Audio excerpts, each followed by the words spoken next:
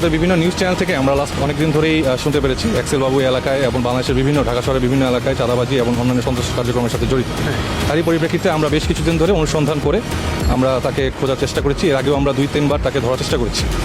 অবশেষে আজকের আমরা আমাদের তথ্য প্রযুক্তি ব্যবহার করে তাকে আমরা তার একটা সাদা গাড়ি ছিল, গাড়িটাকে ট্র্যাক করতে পেরেছি এবং সে একটা ফিলিং স্টেশনে ওখান থেকে রিফিল করার সময় আমরা তাকে ধরতে পেরেছি। তার নামে অনেকগুলো মামলা আছে। পরবর্তীতে আমরা অনুসন্ধান করে জেনেছি তার নামে প্রায় ডজন খানিকের উপরে মামলা আছে। এই মামলাগুলো বেসিক্যালি হত্যাযোগ্য, এছাড়া চাঁদাবাজি এবং অন্যান্য সন্ত্রাস কার্যক্রমের জন্য করা হয়েছে।